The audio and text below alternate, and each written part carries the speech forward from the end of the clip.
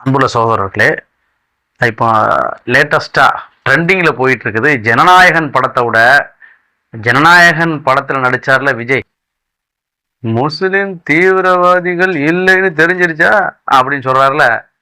அந்த விஜய் நடித்த ஜனநாயகம் படத்தை பார்த்துட்டு அதை பிட்டு பிட்டா வெளியிட்டாங்கல்ல, அந்த படத்தை பார்த்துட்டு மக்கள் எல்லாம் தமிழகத்தில் பெருவாரியாக கொந்தளிச்சாங்க. அதுக்கு இவங்க வந்து ஒரு சப்பக்கட்டு கட்டினாங்க. சப்பக்கட்டு கட்டினதுக்கு வந்தவாசியில வந்த வேட்பாளருக்கு வச்சு செஞ்ச வந்தவாசி மக்கள் உரிச்சு எடுத்துட்டாங்க. நீங்க பிரச்சாரத்துக்கு வரவே கூடாது, ஓடு, எங்களை தீவிரவாதியா சித்தரிச்சு நீ எடுத்த எத்தனை படங்கள் எடுத்த? துப்பாக்கி படத்துல முஸ்லீம்களை சிலிப்பர்ஸ் வச்சா சித்தரிச்சு எடுத்ததுக்கே உன்னை சித்திரவதை பண்ணிருக்கணும். அப்போ உங்க அப்பா வந்து டக்குன்னு கவுண்டர் கொடுத்துட்டாரு. ஏமாயும் அடுத்த படத்துல முஸ்லீமா தான் நடிப்பாண்டு.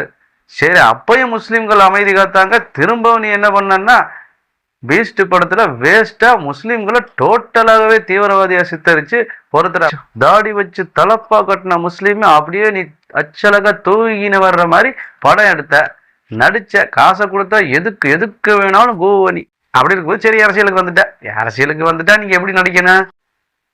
ஜனநாயகங்கிற கடைசி படத்துல கூட எங்களை காவு வாங்குறதுங்கிறதுல ரொம்ப கங்கணம் கட்டி கொண்டு நீங்க அலையிற மாதிரி உங்களுடைய கதாபாத்திரம் இருந்துச்சு அப்படின்னா எப்படி முஸ்லிம்கள் ஏத்துக்குருவாங்க?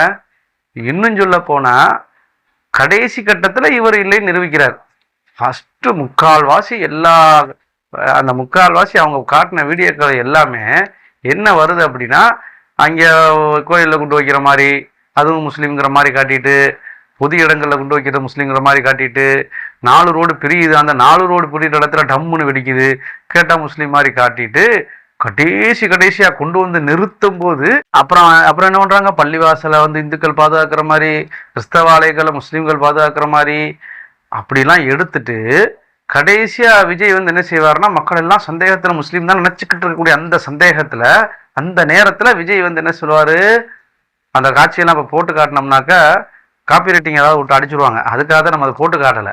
கடைசியில் என்ன பண்ணுவார், ஒரு ஃபோன் வீடியோவில் வருவார், முஸ்லீம் தீவிரவாதிகள் இல்லைங்கிறது இப்போ தெரிஞ்சிருச்சா சார் அப்படிங்கிறார். முஸ்லீம்கள் தீவிரவாதிகள் இல்லைங்கிறது தெரிஞ்சான்னு சொல்லிடலாம்ல. அங்கே கொண்டு வச்சது வந்து முஸ்லீம்கள் கிடையாது அப்படின்னு சொல்லலாம்ல. சொல்லும் போதே அப்படி சேர்த்து சொல்கிற மாதிரி தான் அந்த காட்சி உருவாகுது. அப்போ எந்த அளவுக்கு உங்களுடைய உள்ளத்தில் வன்மம் இருக்குது, இதை பார்த்தா சும்மா இருப்பாங்களா?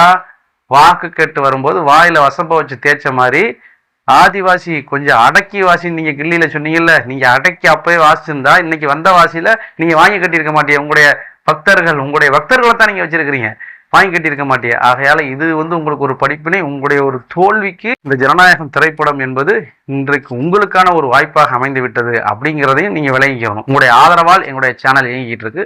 எங்க சேனலுக்கு நீங்க சப்போர்ட் பண்ணணும்னா உங்களுடைய பங்களிப்பு வரவேற்கப்படுகிறது. ஜிபே நம்பரை கீழே போட்டிருக்கோம், உங்களாலான பங்களிப்பை எங்களுக்கு செய்யுங்கள். இந்த சேனல் மூலமாக பாதிக்கப்பட்டவர்களுக்கு, கஷ்டப்படுறவர்களுக்கு பல உதவிகளை நம்ம செஞ்சிருக்கிறோம். நீங்களும் வாரி வழங்கியிருக்கீங்க. இந்த சேனல் தொடர்ந்து இயங்குவதற்கு உங்களான சப்போர்ட்டுகளை விரும்பினால் செய்யுங்கள். நன்றி.